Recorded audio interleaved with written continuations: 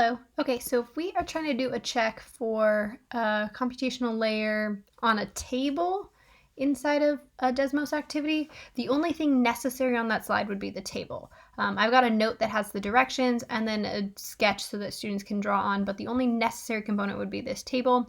You do have to give it a name in some way. I name mine table, and then we're going to add the computational layer in here. So this computational layer is going to help us have this whole check section of the table that we can see is already there. So let's just look at it and I'll explain what each line does. So there's a lot here, so let's not get overwhelmed too quickly. But the idea is that you need to just create the button that's going to be at the bottom of what do you want the button to say that they will click in order to then do the checked work of the cell content that's in the third column. And the way that we are going to do that is just give text for the name of the button. Then the other things that we need are, for each cell, I create a variable called correct, and then like the cell number, meaning in this case, the row number that we're on. So for row 1, I've got a correct, and then for row 2, I've got a correct. And the command that we're using is just table, which is the name of that table, dot cell numeric value. So what this is doing is it will go get the numeric value of the cell at whatever location you say, row number, then column number in that order. So row 1, column 2. If that is typed in to be equal to 3, or in this case, because we're dealing with the scale factor, if that's 1/3, which takes a little bit more work if you're dealing with fractions, then row 1 is correct. And same idea for row 2. In this case, then you're looking for the actual value of the side length. So if the cell at row 2, column 2, the student inputs the value of 9, that would mean that they got row 2 correct.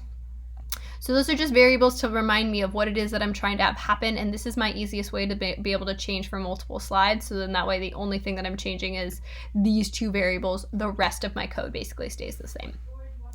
And then what we're going to do is we're going to go make the cells in that third most column of what they're going to say, in the sense of when did they show the check, when did they show the X, things like that.